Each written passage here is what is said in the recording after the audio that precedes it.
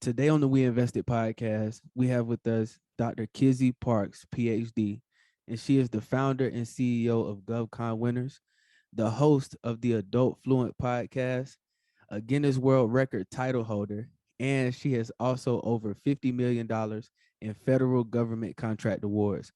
Dr. Kizzy, how are you doing today? I'm doing well. I'm doing really well. How about you? How are you doing? I'm doing great, and I'm really excited for this interview because I was telling you before we got started recording, I'm a big fan because you work nonstop. I do. I have. It was a little wild, especially in the very beginning. For sure, for sure. And before we get started and talk about that beginning, would you mind letting the people know where they can find you on social media? Yes, you can find me on Instagram, Kizzy M Parks, nice government name there. I'm on Instagram. I'm on TikTok. I'm also on LinkedIn, Kizzy Parks. You'll see me, my extra blonde hair at the time. You also can follow me on Twitter, Kizzy KPC.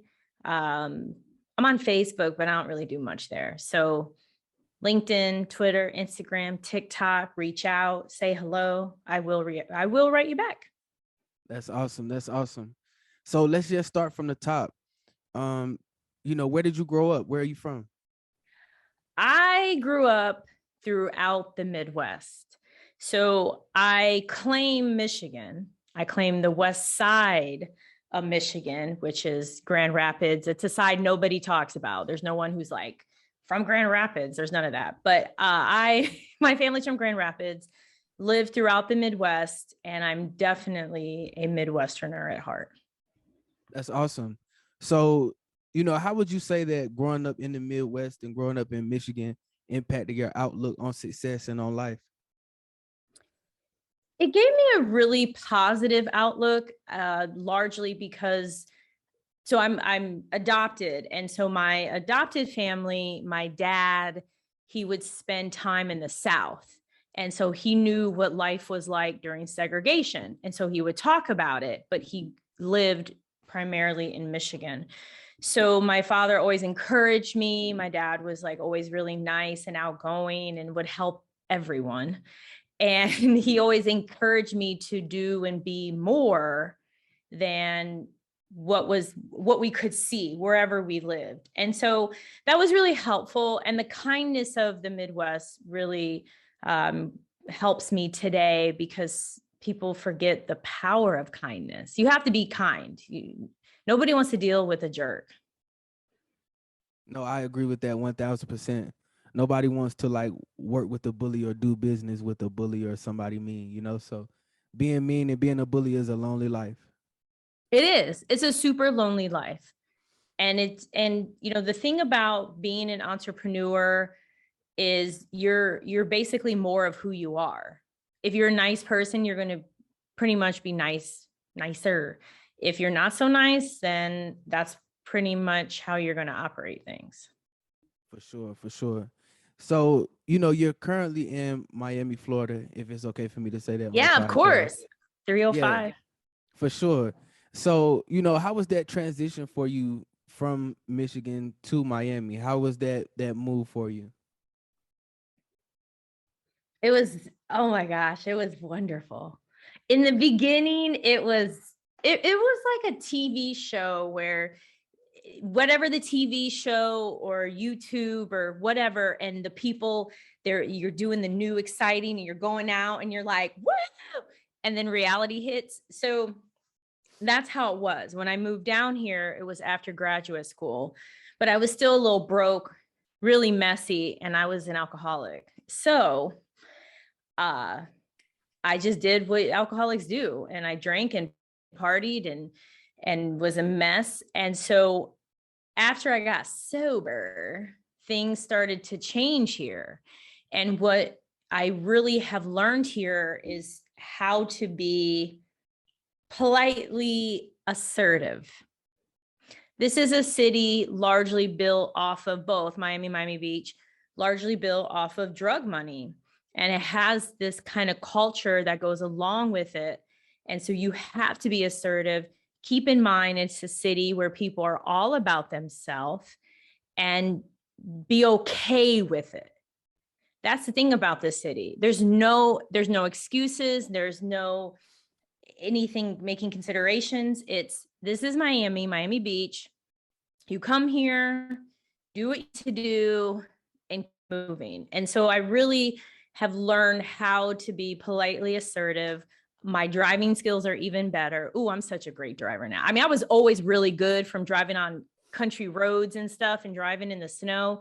Man, after living here, my driving, my skills are fire. And also dealing with scams, I've really learned how to kind of have better radar to detect scammers, deal with scammy people. Because people are always trying to scam you and run game on you for anything.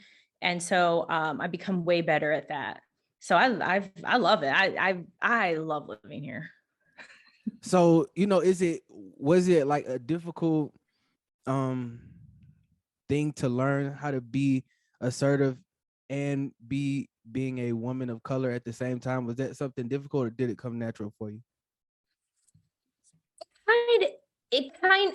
I kind of eased into it because I was too aggressive. I thought, being aggressive was the way. I thought that's how you lead and that's how you present yourself to the world. And that's not the case, because I was coming from really a place of insecurity. So I had to become secure with myself and understand being assertive is standing up for myself in a nice, polite, Miami-ish way, depending, and not backing down. Just like one quick example. I love these body sprays. I mean, not body sprays. It's a room spray. It smells really good. It's grapefruit. It says grapefruit, I promise you.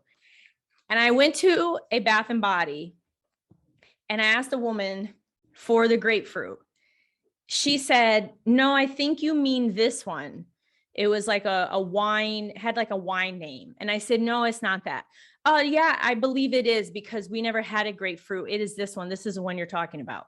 So the woman at the store is trying to gaslight me. Like, that's how Miami is. And you got to stand up for yourself. Like, I get where she's coming from, but it may seem minuscule at the end of the day, but that's how life is all the time. If that's the encounter when you go and buy a room spray, imagine if we're talking about business, if we're talking about hiring people, we're talking about investing, we're talking about buying real estate, which I did. I own here in this building. So you have to make sure you're assertive and you stand up for yourself and you don't let people gaslight you here. No, that's amazing. And I'm happy you mentioned the part about owning real estate. That's something we'll talk about a little later on. But one interesting point that you made, you kind of talked about Miami having a lot of scammers. So, when the average person gets around scammers, it kind of taints their view of humanity and of people, and it could make them cold or something like that. So, did that ever happen to you? How did you adjust to being around those types? I dealt with this scammer like out the gate. This man I hired to fix my tire, and he was unable to fix it because, unbeknownst to me, you couldn't have work performed here in the garage. And he literally processed a charge. I disputed the charge, and he edited the receipt because I had the original receipt. And so you could tell he edited it and gave it to the bank. So out the gate, I was like, wow, people here are really not playing, like, over a tire. So I have empathy and sympathy.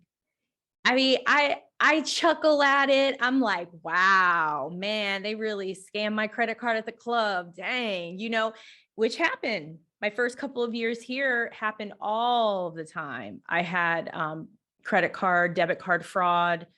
And I just really have that kind of a lens, opposed to, oh, these are bad people. Miami's horrible. People are bad. You have no idea. First and foremost, a lot of the scams are connected to some type of organized crime or organized unit. So that's first and foremost. You have people or whomever running it like a business. And so the people who are involved, who knows why they're involved? And it's not to excuse them or anything of that nature. It's just that scamming's been around forever. And I just am like, hey, I'm just here to avoid it. I have like a video game mentality. Like, I'm just trying to get through the level. Like, let me avoid the scammers or not get burned so bad and just keep it going, because people are people and it's okay. I'm not going to be upset over that humanity over someone who scams me at the club or who makes a copy of my credit card at the gas station.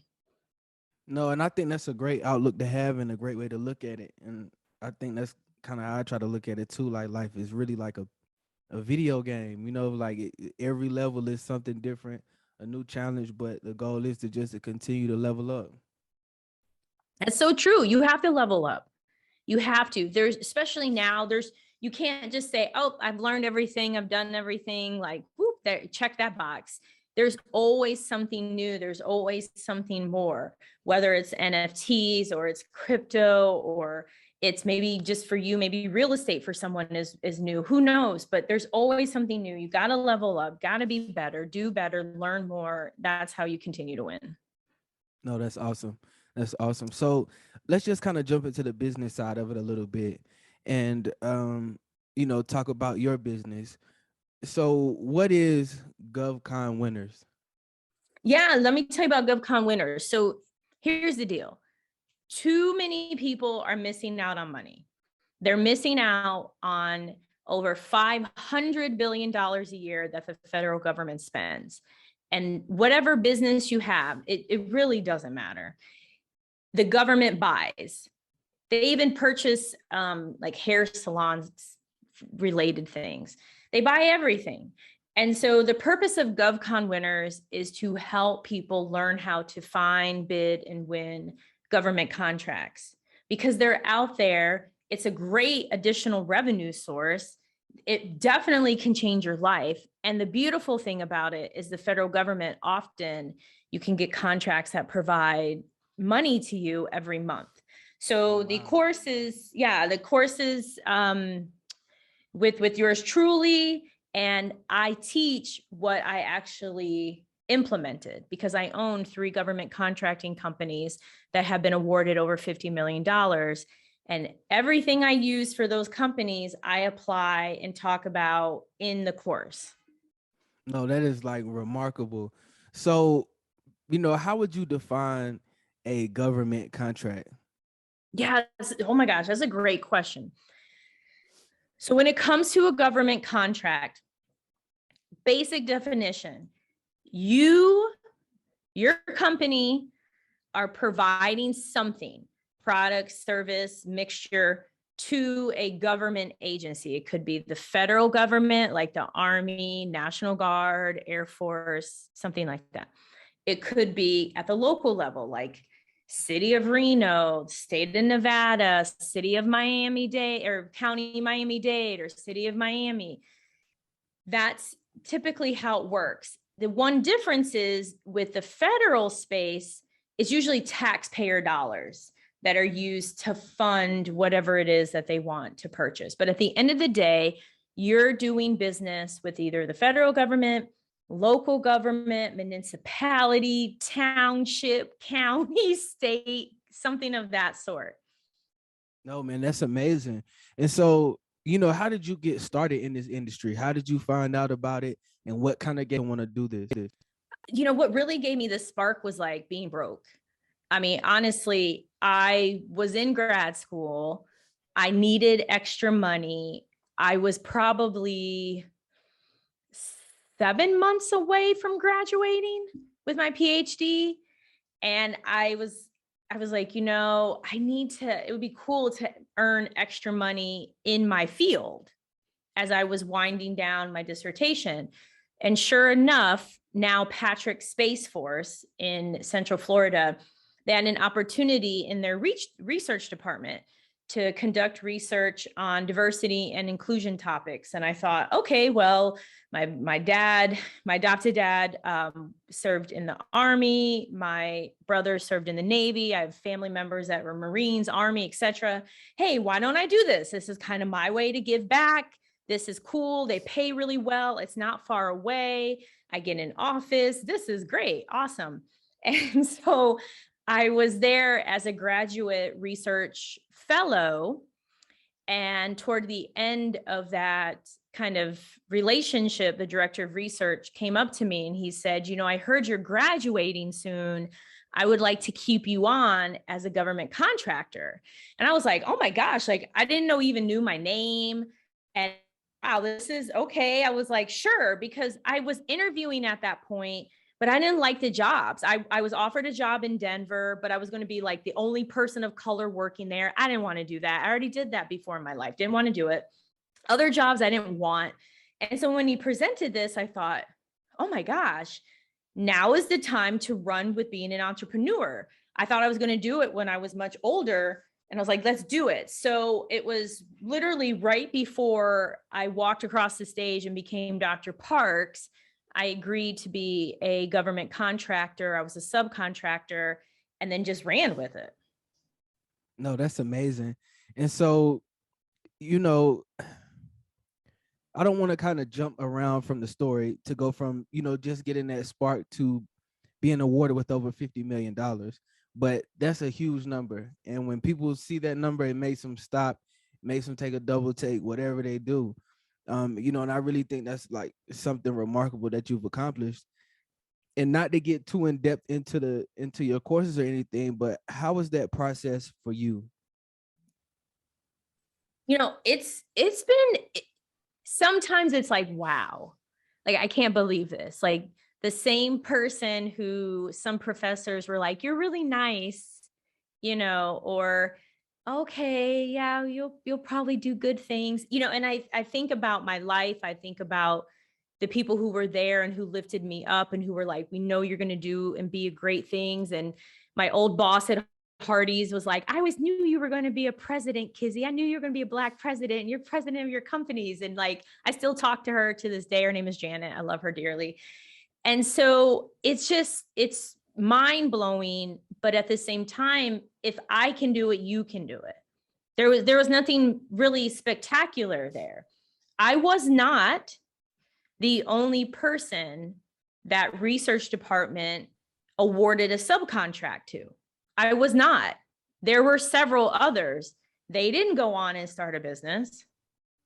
They all work for someone, every single one of them.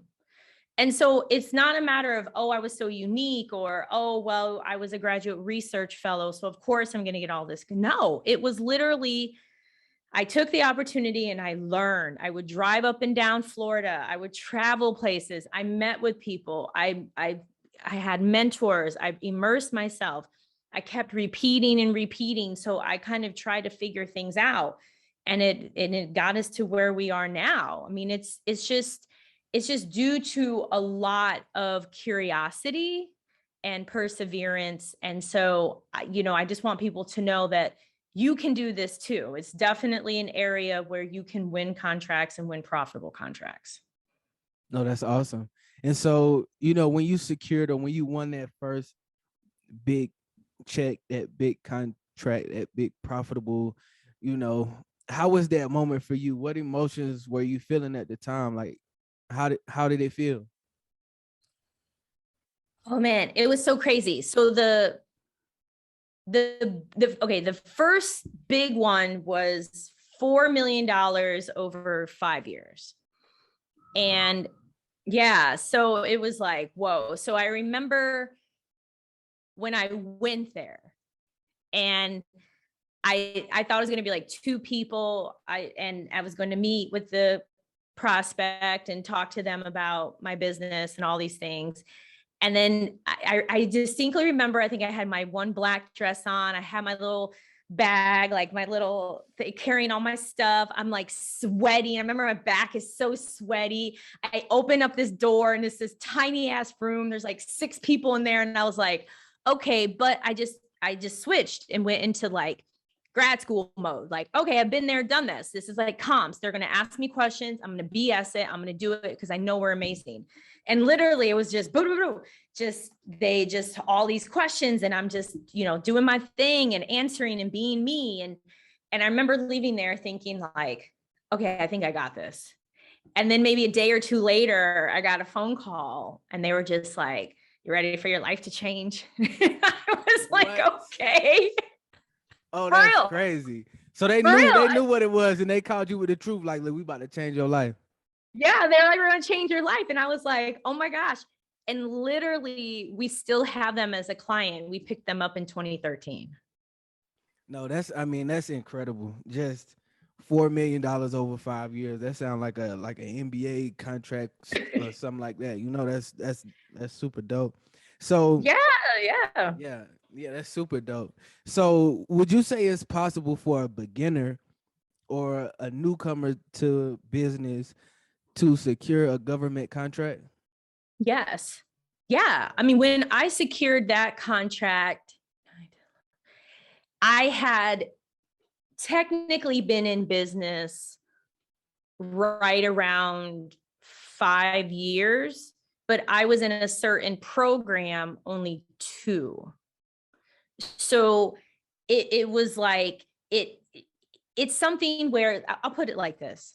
The federal government is having them as a client is one of the only spaces where you can go from just you to potentially 20, 35 to 7, 100 people billable overnight. We're not talking a startup where you get $7 million or round 3 funding and you add hundreds of people. We're not talking about that. I'm talking billable people where you're getting revenue. This is the one rare place.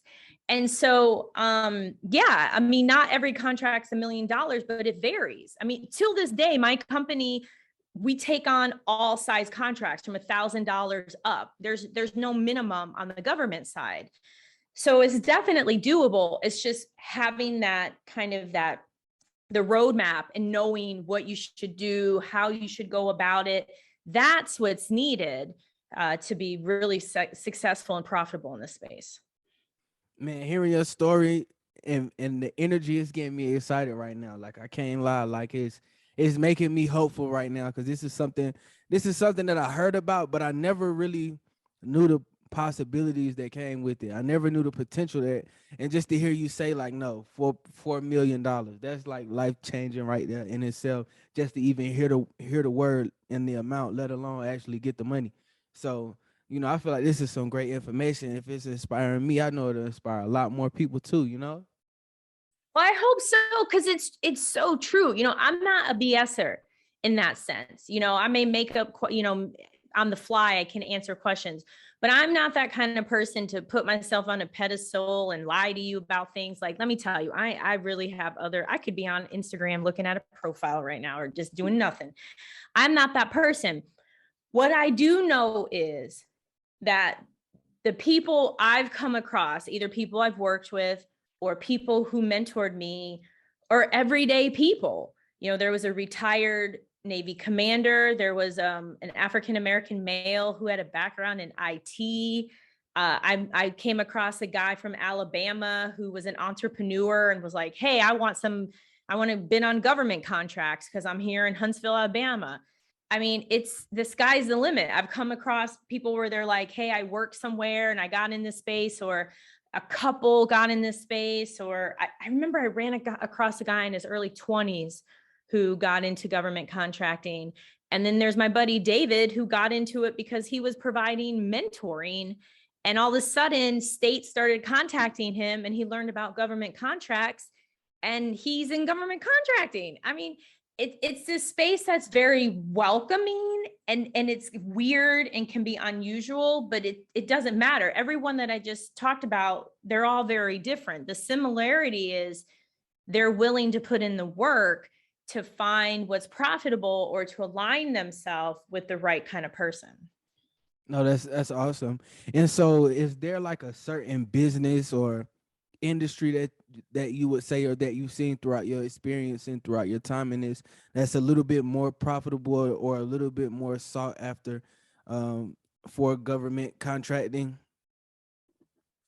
It really varies based on how one does their profit.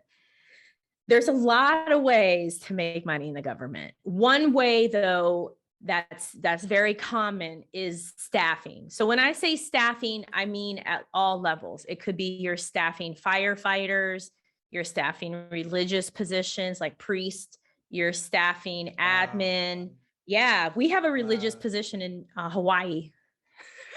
What, you're blowing my mind right now. Like, it's something I never Yeah, knew about. I know, isn't that nuts? Like they've purchased priest services, Catholic, Protestant, Jewish, sometimes Wiccan. Um, I don't know what else I've come across. Military, Department of Justice, some courts. But yeah, I mean, the government literally buys everything, everything. And so what's important is your ongoing revenue. So someone may find, hey, selling computer technology, I'm able to have ongoing revenue, and that may work for them.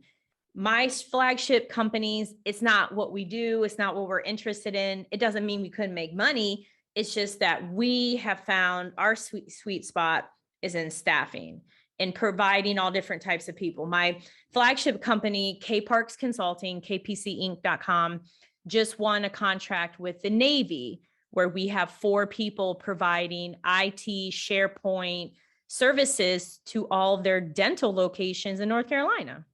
What? So, I mean, and it's awesome. So again, there are some ways to easily kind of quote unquote get in, but then you never know. Like one more quick example, I became this diversity expert when I was at Patrick. It wasn't my background. It literally just happened. And so I received many of my first contracts were diversity. Actually, we received a contract with the National Guard to host I believe it was it might have been the 2011 or 2012 diversity conference in Reno. It was the National Guard Diversity Conference. I had no background in conferences, but we received a contract for almost $800,000. And but the thing is, it was around diversity and inclusion. I know diversity and inclusion. I know training. I can figure out the conference pieces that they needed from me, right? So that line of expertise was very profitable. And so that can hold true for you. Even if you're not into staffing, you're not into flipping products, maybe there's an expertise that you offer that someone's looking for and willing to pay you for. Wow. I mean, that's insane. So, it sounds to me that it's something that you need to learn about, and curiosity will help you in this situation, and it can lead to your profit. Yes, you have to be curious. In this space, you definitely have to be curious, or I, or maybe I don't know what else to say. It's just because things change so much, what they need, how they need it, that when you're curious, why not? Like I never thought, okay, well, let's bid on a contract with the FDA inspecting vape shops. But one of my companies has a $23 million contract doing that. And so it's mind blowing. And so I have a team of people who travel throughout the United States and inspect vape shops, and it's a second job. So they're getting paid money, they're getting paid to travel, they're keeping us free from potential harmful vape products, all under the umbrella of the FDA. Man, this is crazy. Like, I keep saying the same thing, but I've never heard anything like this before in my life, and I'm like 1,000% interested in it. But can we talk a little bit more? I heard you mention earlier that you have courses. So, Yes. what is the idea or the goal behind those courses? What are you hoping to, um, what problems are you helping alleviate with your courses? Yeah. Number one, is government contracting for you? How do you make money in government contracting? Understanding your mindset, how important that is, the mindset of the federal government, so that you're prepared to actually find, bid, and win. Because what happens is people have either they've watched different movies or shows, and they think, well, don't I just have to go into a system? Don't I just go on the computer and I find stuff? No, that's not how it works. If it were that easy, everyone would say, I'm a government contractor making millions, right? It's way more than that. So the course gives you all the tips, all the tricks, everything that you need to actually win a contract, because it's way more than, as I said, going into sam.gov or bidding on something. There are these myths. And so I provide that kind of that guidance, that mentorship, which is the same thing that I used. Because when I started out, people were like, oh, you just bid and you price it and you'll win. No, and more no. I bid on things and I would never win, or I would win something and the contract was for like 10 months. And, I finally figured things out where it's like, okay, now I really get and understand how you can make the most out of this. No, that's amazing. And where can people find these courses? www.govconwinners.com is where you can find the course. It'll be kicking off soon. We're also going to make some adjustments to the website. So I'm just letting you know. But the course is 8 weeks in duration. You get me for a whole hour every week. You'll get a copy of the recording. You'll get the slides. We'll actually bid on an opportunity. And after this iteration of the course, I'm not going to hold it live anymore. Instead, when it's launched, it will be recorded and you'll get only weekly coaching with me. But you're going to learn everything. You're going to get templates and NDAs and teaming agreements. And for instance, today with one of my clients, we went over a one-pager and what they need to put in there. And we're going to work on their logo and their colors, and all of that kind of stuff is really important in the government space, because, they need to get to know you, like you, trust you. So they want to work with you. For sure. That's amazing. And, before we got started recording, I was just letting you know that seeing how many different things you do. And I thought it was really cool, and one of the things, or one of the avenues that I saw you in is podcasting. And you're the host of the AdultFluent podcast. So what was the vision behind that, and what made you kind of want to create the AdultFluent podcast? I was going through this like phase during lockdown where I was like, I would really like to put content out there that's motivational and helps people kind of adult.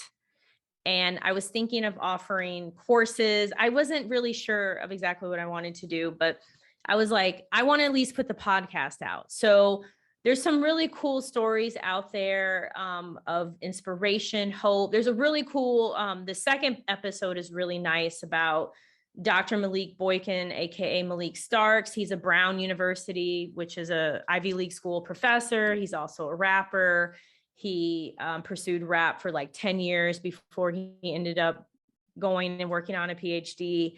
And so it's just remarkable just hearing these stories about people and getting tips and tricks from them. So they're just everyday people. Some people on there have, millions of followers on TikTok, and they talk about that. There are others who are struggling with addiction. I mean, there's some really cool episodes on there. I have like kind of sunset it. I'm not recording anymore, but it was still awesome in a journey, and I love it. But it's still, it means a lot to me and represents a very life-changing journey in my life. No, that's amazing. And so, another one of the things that I realized or recognized is that you have a great presence on social media, from Twitter to Instagram to YouTube to your podcast, TikTok. So how would you say that social media has impacted your business or even your life? And how did you realize, or what made you realize like this is important and these are the outlets or platforms that I need to be on? The biggest was really Gary Vee. I love Gary Vee. I listen to him a lot. And he kept talking about, you need to be on TikTok, you need to be on LinkedIn, social media is the currency. And I was like, okay, whatever. And it really hit me. There was a time where I would post a video just on my phone and put it on LinkedIn, like every morning, like a 45-second video. And people started contacting me. So this was before I had like the official GovCon winners website. And people would say like, oh, I want to learn about government contracting, or what do you offer? And I was just like, what? I was like, I mean, seriously, just from like motivational videos. And I was like, wow, this is wild. I don't even know if I had revised my page by then. So then that happened. And I was like, okay. Then I posted this video on TikTok of opening this hotel room, and I got like 300,000 views, which was a lot for me. And I was like, oh my gosh, like I have a video with 300,000 views. This is wild. And then, cool things happen from the podcast where people would connect. And, I heard you on the podcast. Can I do this with you? People who were on the podcast. And I was like, oh my gosh. And then on Instagram, I started connecting with people. And the point is, just with the little bit I've done, I see all this that's come out and how we've connected. It's just, I'm like, this is it. Like it reminds me of like when the internet first came out, people were like, oh my gosh, it's so bad. And the internet's a fad. I mean, people really did say these things. It's like rap music. I still remember that. Like people are always like down on rap music. Like it's the devil's music and it's going to go away and it's never going to last. And that's how I see social media. It's like people are going to say negative things for whatever reason, but in reality, this is it. If you want to further whatever it is in your life, this is it. Whether it's TikTok, it's Instagram, it's LinkedIn, it's Pinterest, it doesn't matter. When you look at the people who are out there and who are really successful, it's because they put themselves out there. Like Taye Diggs recently started posting on TikTok. His videos are kind of weird, but we're all talking about Taye Diggs. I don't even know a movie he was in, but you know what? I sure did check out his TikToks, or Jason Derulo. Like his TikToks are amazing. That's why we like him. I mean, yeah, he sings and all, but it's those TikToks that we love. And so it just shows you, wow, this is the currency. If you want to deny it, good luck. No, I agree with that 1000%, man. And before I say that, let me say this. What advice would you give to somebody who's afraid to put themselves out there, or who may be like self-conscious about or insecure about putting videos out and, doing that whole social media thing? What would you say to them?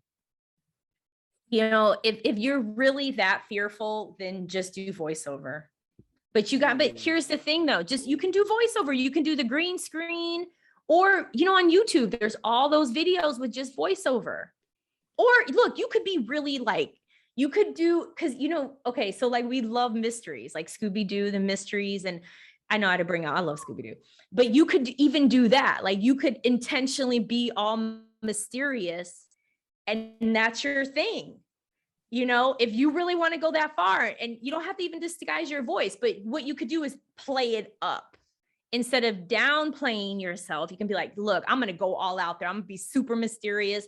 Or you just do no face and you do the green screen and you do the voiceovers, or it's just all voiceovers, or you duet with someone in voiceovers. Or lastly, like on Twitter, a lot of the comments or a lot of the posts are just text. Like I love Cardi B. Most of her things are text and maybe GIFs. On LinkedIn, it's text, it's images, yeah, video, but the same thing on LinkedIn. You could have videos. LinkedIn isn't like Facebook and Instagram. LinkedIn isn't going to pull if you repost somebody else's video. So it's just like with TikTok, their algorithms aren't pulling up copyright things. So on LinkedIn, you could do stuff like that. There are people I follow where they post a video. I'm like, oh my gosh, she took this off of Instagram.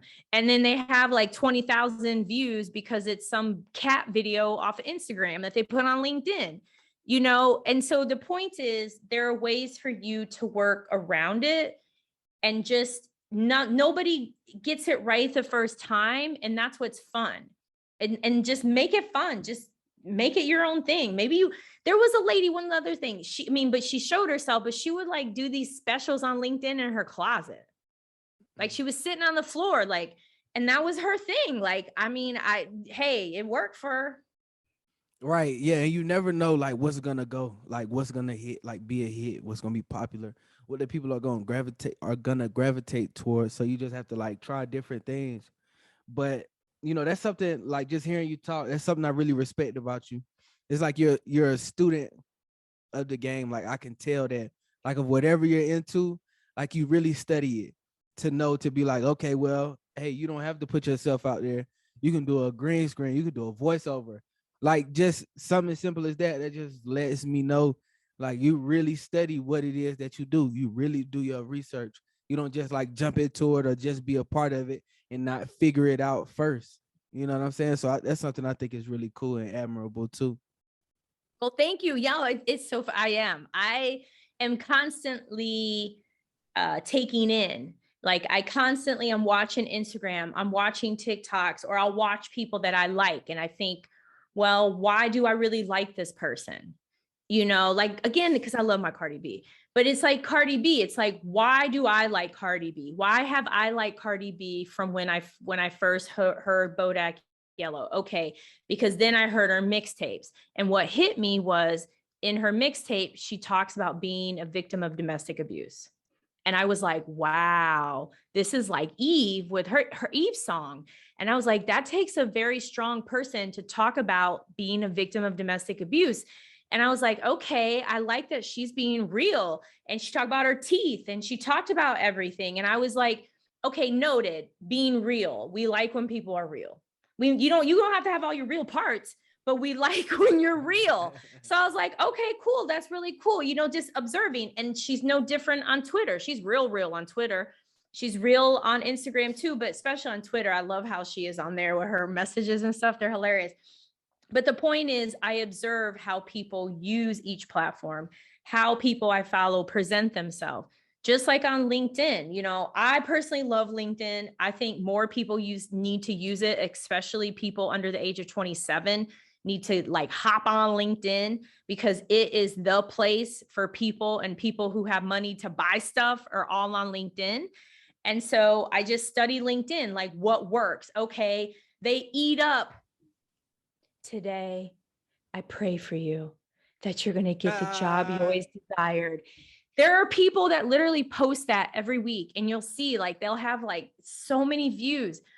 And it's like crazy, but I'm not saying to post that. I'm just saying, I'm like, okay, LinkedIn likes a little hokey things. People literally will steal other people's posts and repost them. It's wild. And like people think, oh, Kizzy, it's about work. They don't do that. Oh, yeah. LinkedIn is raunchy. Y'all got to watch LinkedIn. I've had some encounters where I'm like, sir, where's your wife? But yeah, man. Hey, nah, you dropping real gems right now. Like you giving some great insight, and you know, you shedding light on things. I feel like that the average person. I'm not gonna say the average person. The average person may not think about, because a lot of people may just use it just to use it blindly or just for a form of entertainment or a form of escapism. But to really study it and observe it and figure out how to master it, like that's what it's for. You know, to be able to use it as an asset. But you know, one of the cool things that you said to me before we started recording, first thing I said was I'm a fan. Like you do so much, you know, you do a lot. And you said, well, you know, I can't say it's just me, you know, it's like because of God and it's because of my team. So, you know, what would you say, what is the importance of having a good team, and how did you focus on building yours? a good team is everything. I mean, my amazing team is why I'm self-proclaimed semi-retired, because of my team. So Oh. seriously, I mean, my big thing for the day is where am I going to have breakfast after I work out in my little boutique gym where Jeff Green works out there when he's in Miami. So he currently plays for the Nuggets. Anyways, so the thing is, in the beginning, I didn't realize and understand about team and the people around me because I was so insecure and coming from a place of less than. So as time went on and as I grew, I realized many things.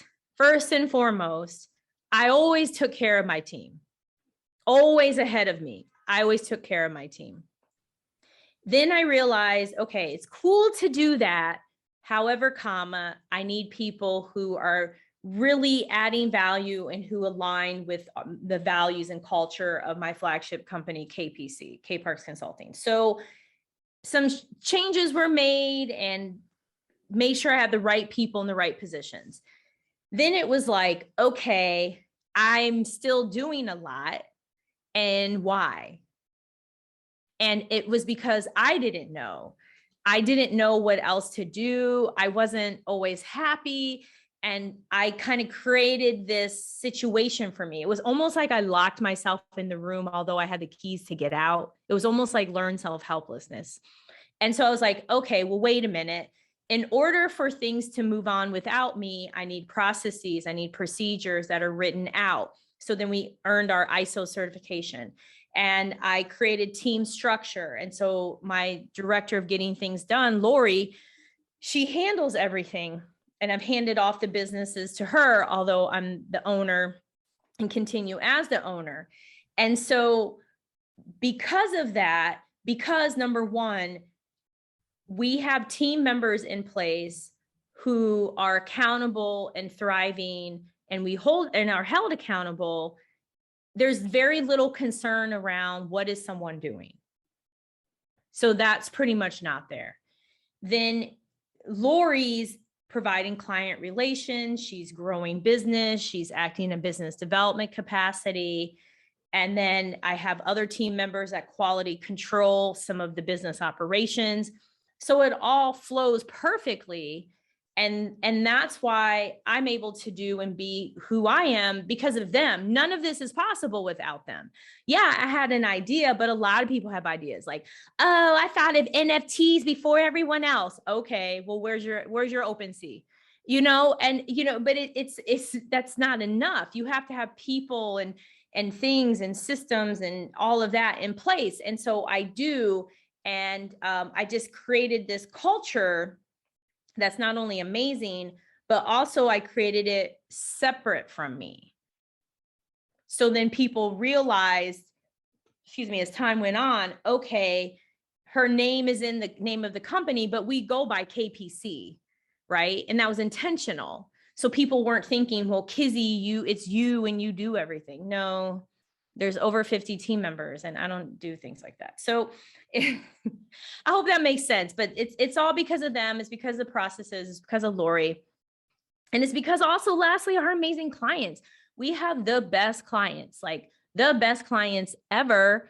And it just makes everything amazing. Like what we do is amazing. It's such a blessing what they're involved in every day.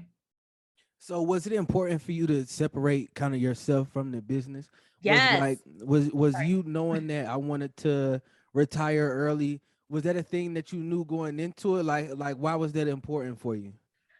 I didn't know about the retiring early. Some of these things have like literally just come up in like the past 4 months. It's like it's really cool how my life is unfolding. Like I thought like I was such a know-it-all and like, oh man, I know nothing. Yeah. God is like, oh, Kizzy, you're so cute. So there was a point in time where there was so much work coming in. I think at this point in time, it was like an intern and myself. I think there was 2 of us. And then there were people I would outsource to. And I just remember someone saying to me, well, we want Dr. Parks. And I was like, yeah, but I can't really do that. Yeah, but you're going to have to figure it out because we want Dr. Parks. And someone along the way said, okay, you're going to have to figure out a way to get people to have those strong feelings toward your company instead of you. If they want you, they're going to need to pay a premium. So you're going to need to get them to understand that the company is just as better, just as good, if not better. So then as time went on, that's what we started doing is like, everyone knows Lori, everyone knows the team. Lori knows everyone. And with me, I mean, especially newer people, they don't know. I mean, they don't really know me. They're not going to get to know me because I'm not involved anymore. And so it just happened where what I say is you lead with the bottom line up front. And basically it's, hi, I'm the owner of the company, meet Lori or meet, Jess, meet Stephanie. They're going to run with this project. It's a pleasure meeting you. It's great to have you as a client. And then you're on. And then, you know, as time went on, I just kept removing myself, removing. And yeah, now it's great. I hardly get any emails. I'm not really in the Slack channel. I'm loving it. Man, you're a genius. Oh, you're I so need to learn. sweet. I need to learn more from you. Like, because I have like literally like 40 more questions I want to ask, but I'm gonna keep it cool. But yeah, I just want to say that you're a genius. But Oh, you know, my next question, and I guess you kind of answered it before, but I want to ask this because I know you were doing it at some point. How did you balance wearing multiple hats? How was that for you to figure out how to be a boss of so many different businesses? You say you have like three different companies, one flagship. How was that managing all of this for you? well, and let's see. In the early days, I was a mess. Like I ended up with like $600,000 in debt. I was a mess. I was personally a mess. I definitely wouldn't have been on this podcast. And I was coming from a place of less than, of scarcity. So I started to evolve as a woman, as a leader. I went through a really cool program in Orlando for women entrepreneurs because some stats have said fewer than 3% of female business owners bring in over $1 million in revenue a year. So all of my businesses are over 1 million. So, well, they are. So, I know. So what ended up happening was there was, people may call it imposter syndrome, but I'm just saying, it's just for you to, you know, have like a baseline. I thought, man, I'm not doing it right. And so because some other people would have a big office, right? Or they would have this massive team, or they would say these things to me like, you need to have this on your team, and you need to buy this, and you need to have this. And then I was like, well, how does Google run? Like, I interned at Lockheed Martin for 3 months for my master's degree, but that, I mean, as an internship, you know, I'm like, I don't know how companies work. So there was a lot of this, like, am I doing this right? And so finally I had what I call my Dorothy moment. And I realized everything was inside of me the whole time, right?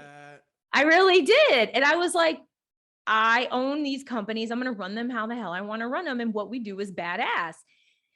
And when that really happened, everything took off.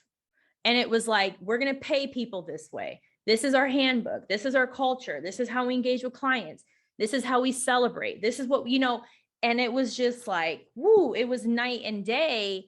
And so that allowed me to then figure out, okay, how can I balance everything? Because by that time, had processes and procedures in place, had team members I could trust. Most importantly, I was confident.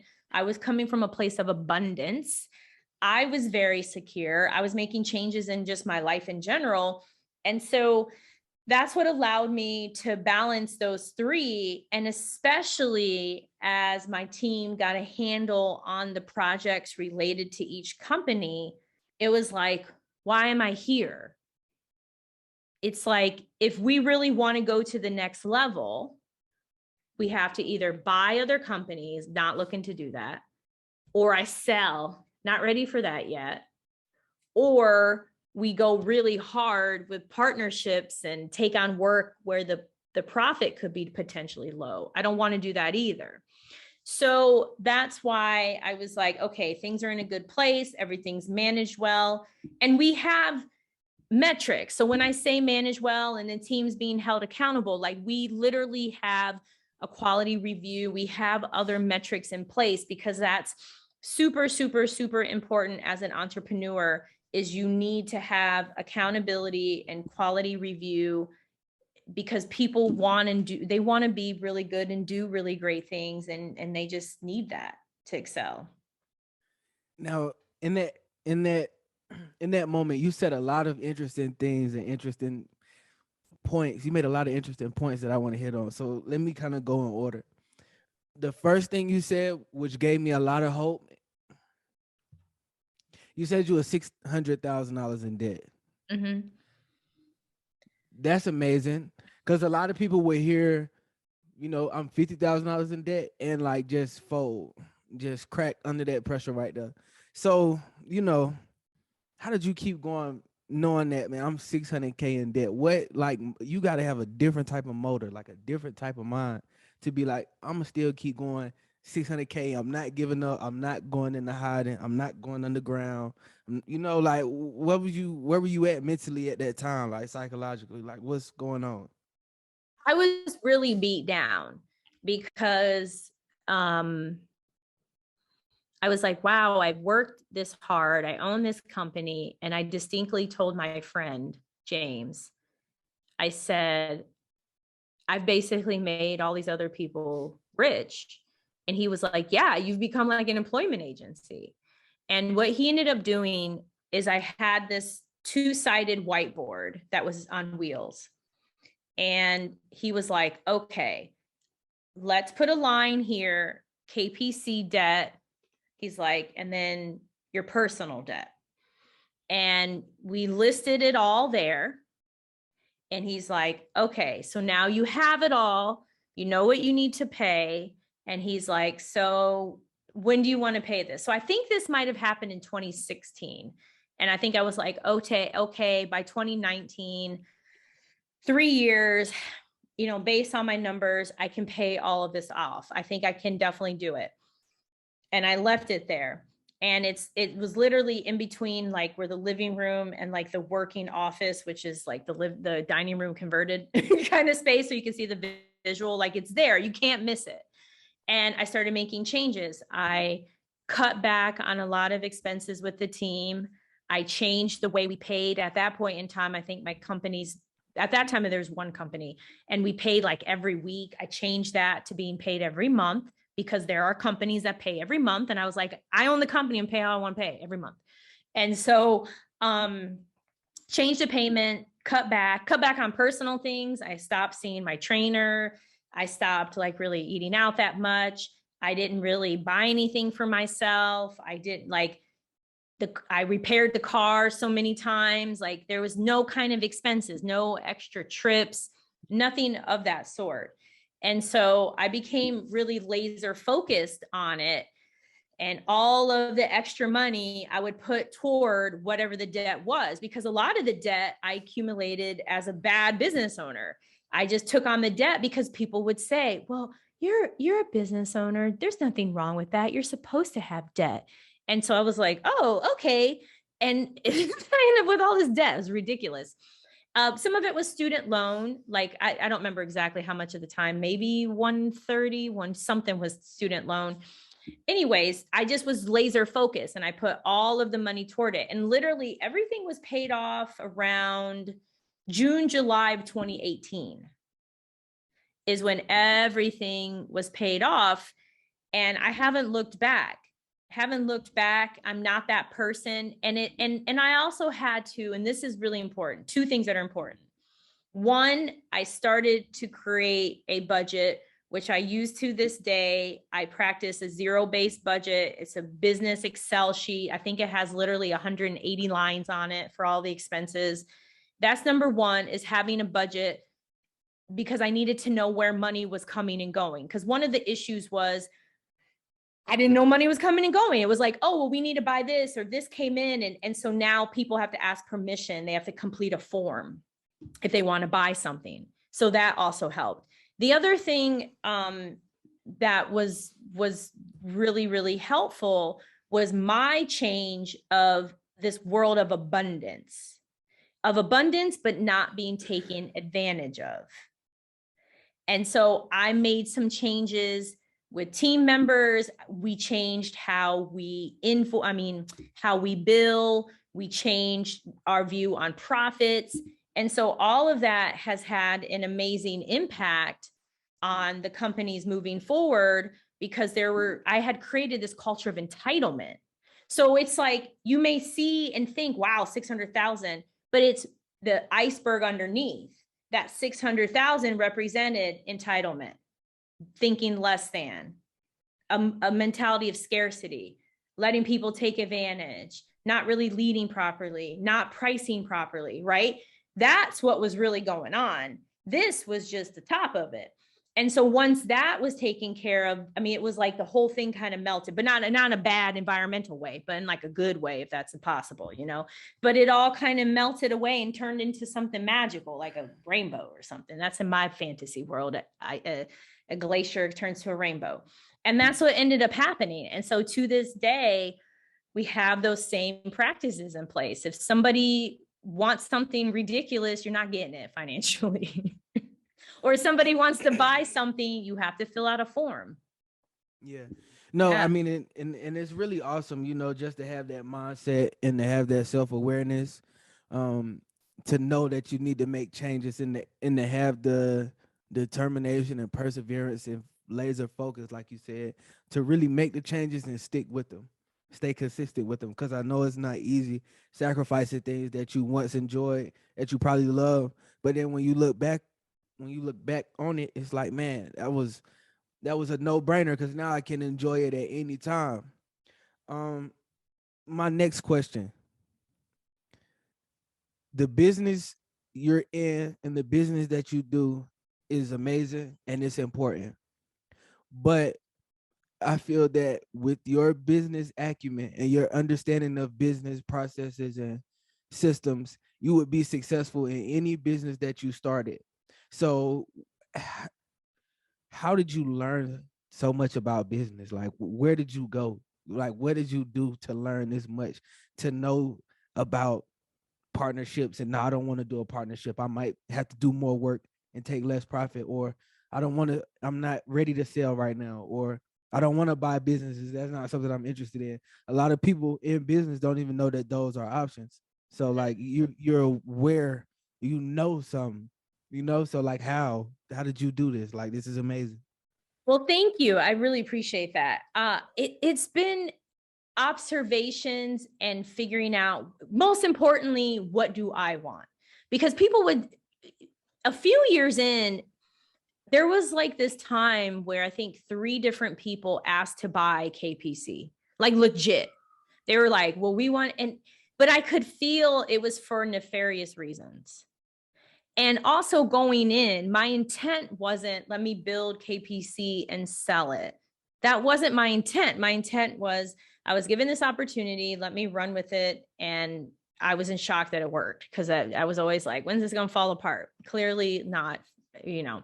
So number one is you have to understand and come to terms with, what do you want? If you're like, look, I want to build it for 2 years and sell it, that's cool. If you're like, I don't really know, that's cool too. And then the next thing is you observe. So for instance, I observed someone who is really big into having her company sold, and she did, but she refused a cash offer due to an ego moment. And instead she funded the majority of the purchase. I'm not like that, right? But that's something to think about, because when it comes to selling your business, it's vital to have other revenue streams, because when you sell your business, that's it. And you may not get the multiple or get the dollar value or whatever you're looking for at that particular time. You just may not, you know? And so that's something to think about. The other thing is like observing. The other thing I observed was there were people, many of the people I worked with were always older, always older. And I thought, wow, I don't want to be in my 60s and 70s writing government proposals.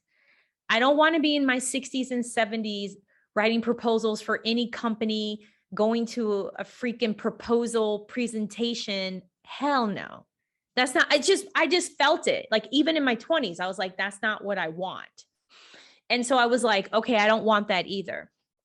Then I was like, okay, I read this book that talked about when you exit from a business, and they talked about, and I'll get to this other thing too, but they talked about the importance of the other revenue streams. And what really stood out was investing. So I was like, okay, I need to really up my investing, because I really hadn't been focused on that. And so I was like, okay, I got to put that over here. Let me get back to investing. And so in terms of where did the whole entrepreneurial thing come from? No, I never went to school. No, I don't have a business plan. No, I don't have an MBA. I have always been like this. Ever since I was a little girl, I would clean golf balls from behind my friend's house and hustle them on the fence when I was in elementary school to golfers. That spirit has always been there. So I learned by doing, I learned by being curious, I learned by mimicking others, I learned by asking questions, and I just firmly believe everything is possible. And so I just take that mentality and apply it everywhere. Like GovCon winners, the fact that out the gate, I got a 5-figure client with no website. I was like, wow, this is nuts. Like, I mean, it's crazy. It's crazy. So, yeah, so it was just kind of there, and I just grow it. I read, I watch YouTube videos, and I observe a lot from other entrepreneurs. How would you define success as an entrepreneur? For me, success is a lot, but for me, success is really around freedom and happiness. So what's a very important theme in my life is, and has always been, like freedom that I can do and be however I want to be, whenever I want to be. That's super important, because I had tons of jobs at Hardee's, and I worked at like a nursing center once, and where you have to be there a set amount of times, you got to clock in, and I hated that. You get 15-minute break and a 30-minute lunch. I'm so not like that. So freedom is very, very successful. Happiness is successful, is also to me another element of success. But even more than that, way even more important, it's about the people I've impacted. So it's about my team. It's about that I had a team member when he first joined, it was him and a cat, and now he's married and got a whole baby girl. Like that to me is like, oh my God, I can't believe that. That's amazing. Or what we've done for clients is amazing. So the success is the impact on clients and the team. My freedom and my happiness are byproducts of all of that. But that to me is success as an entrepreneur. No, that's amazing. And I want to ask you a personal question. Yeah. What is one of your favorite investments that you've made since you learned that, okay, I need to diversify my income? I would have worn this t-shirt. I am hardcore SHIB Army. SHIB Army all the way. SHIB has made me money. It's going to make me more money. I will be a billionaire before 84 because of SHIB. Man, you do it all. Like, I was really amazed just hearing you, talk about government contracts, and then I heard you mention real estate. So, you understand the value and the importance of physical alternative assets, I guess you would call them. But then to hear you talking about these digital assets and crypto, and heard you mention NFTs. I love my NFTs. I have real several. Come on. I love Gary V. I got a V friend. I'm going to the conference in May. No, you have a V friend? Yeah, it's my profile pic on Twitter. Oh my Unless God. I change. I remember that now. No, it's the bumblebee, right? Yep. The honest honeybee. Oh, man, I'm reading I got this book right now by my nightstand. I'm reading 12 and a half right now. And, yes. Yeah. You have a V friend. Yeah, I got a V friend. First person I ever met with a V friend. I got a V friend, Women in Weapons. What? And I have Empress. Empress is a 5-year-old Black little girl who I am the biggest fan of. And I have one of her butterflies. Her other collection, her floor is 30 ETH. When you say you had a V friend, that said all I needed to know. That was all I needed to hear. Yeah. So there's something special I need to buy. I'm not going to put it out there in the next thing I need to buy, but there is something else I am going to buy, and it's a very small community, and I really can't wait to buy it. And I'm going to do that. That's my next NFT. And then I'm probably done for a while. Man, so you have a great collection right now. It's really nice. Like there's things that I could have, like, in hindsight, oh, I could have bought, I should. But for me, I buy NFTs based on either the art, the artist, or the utility. And so I was like, okay, with Gary V, if I don't buy it now, it's going to only go up as the conference approaches. And I have a feeling he's going to have Snoop Dogg and amazing people at the conference. So then the price is going to keep going up. He just dropped some Uno cards. Of course, I bought those. So, I mean, I got his books, the 10 books. So I'm going to get a book NFT. I'm going to get his version 2 NFT. So, like, I know with Gary, he's on a mission to buy the jets. So he's going to do everything possible to have value. And then Empress, she's 5. What happens when she's 15? She'll be like the long neck ladies artist. I don't remember her name, but she's like she's a teenager. She looks like she may be biracial, and she's the Time magazine first artist in residence. And her NFTs are long neck ladies and men. And so I think Empress is going to be like that. Like, she's 5, killing it on OpenSea. What happens when she's 15 or when she's 30 or when she's 55? And I can say, I bought her work when she was only 4, So I buy work that I connect with. And then lastly, this other project, their community's tight. The artist has created a very special community. I think there's only 300 holders, and he's very particular. And I like that. And I met him. I met many people, many of the holders. And so I'm just like, okay, I'm going to buy. But it's just, but it's so different, it's way different than all these other NFTs.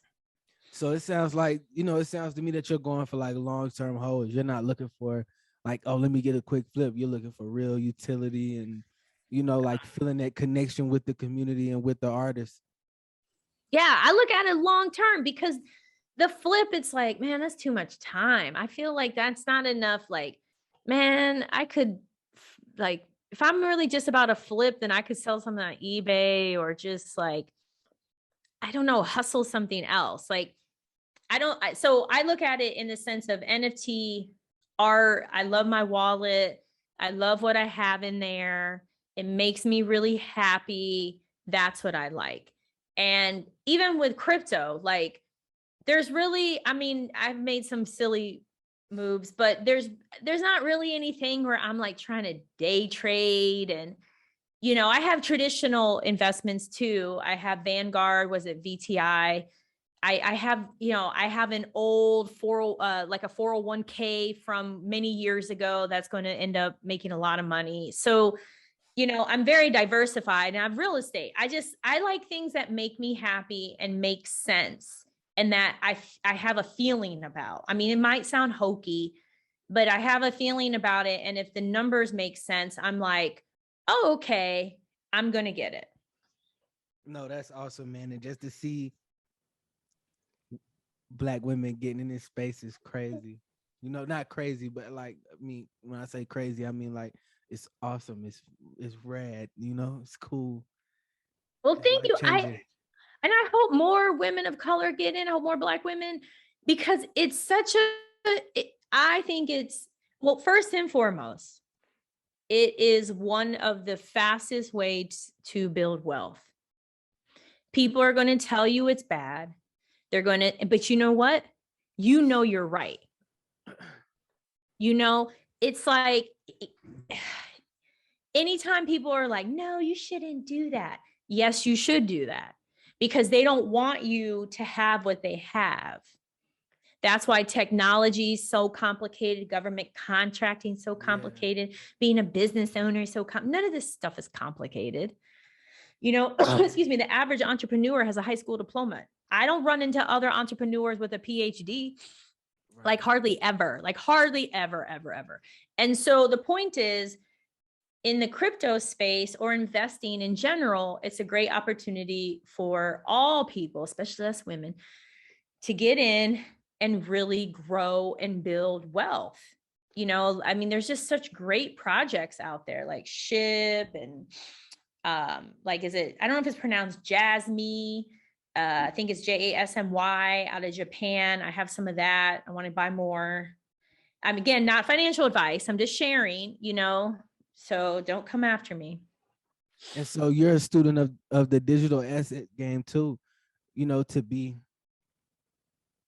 know about these newer crypto, know about these newer coins, and to understand how to like go and buy them, you know, to understand how to connect your wallet.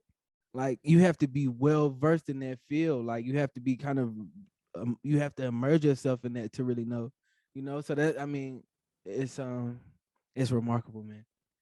Well, you know, all of the credit comes from, there's an amazing person by the name of Ty, and he started a Discord that it's open to anyone, but most of the people who were in the Discord were Black men and women, and typically Black men and women connected to hip hop, because he has this amazing tie to music.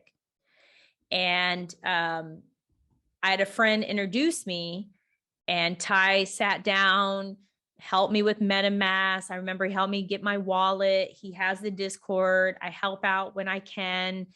They're doing great things. He's helped make lots of help people make a lot of money because of what he's taught. And he just wants to teach people because his background is coding and tech. And so I owe a lot of it to him. And then through Ty, it was like, oh, wow, let me learn. And, you know, I made my mistakes and followed something scandalous on Reddit. I was like, man, that was totally a rug pull, but that was my fault. I should not have gone with that. So, but at least but I look at it like that. Like it's no different than anything in life. It's no different.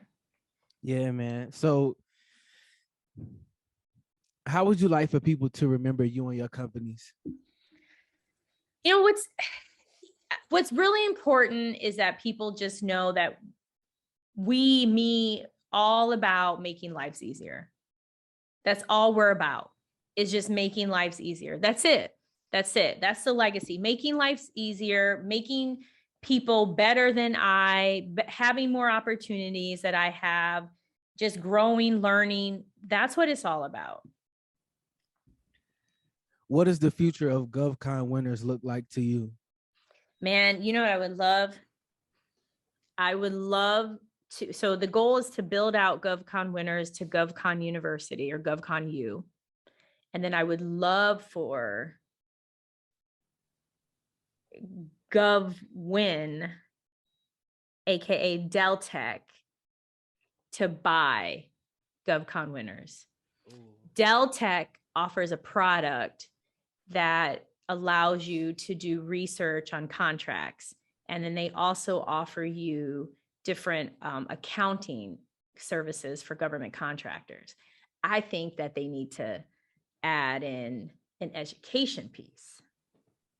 I would love for them to acquire GovCon winners.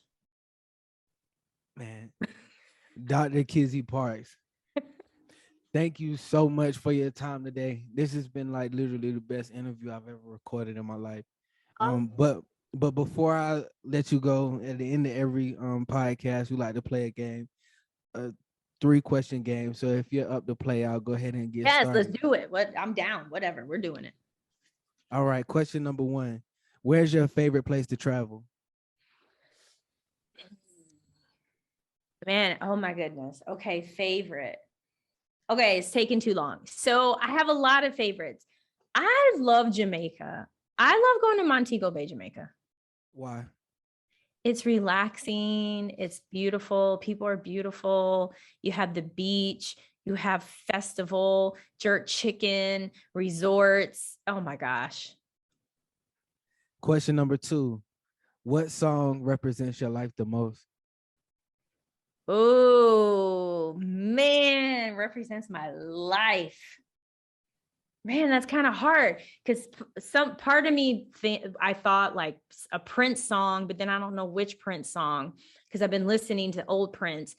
But then it was like I don't know. Cardi B, Get Up 12 always, is it Get Up 12, Get Up 10? I don't, my brain's racing right now. I don't know if there's like one song that represents me. It's hard. It's really hard. Oh my gosh. I don't know. That's hard. So we'll just say Prince or Cardi B. Yeah, that's a good one. Okay. Final question. What's an amazing thing that you did that no one was around to see? Oh man.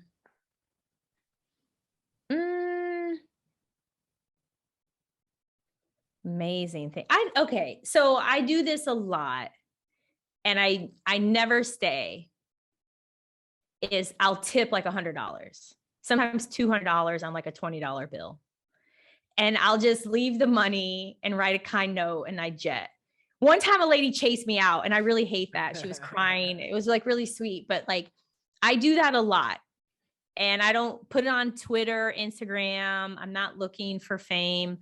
But that's something that I do regularly. Oh, that and the other, well, people kind of saw me, but they didn't know. The other thing that some people didn't see me, but I would pick up trash in Miami because I was very disturbed by the trash situation. And I would literally pick up trash and I have like a thingy and special bags and gloves. But it's not a high traffic area. But I did that for a while. Now it's under construction and the whole trash issue has resolved itself. But most people had no idea that I was doing that. Or if they saw me, I don't know. I think they thought I was on work release. Nah, man, a true humanitarian. Yeah. For sure. Dr. Kizzy, thank you so much for your time today. Man, I learned a lot about government contracts. I learned a lot about mindset.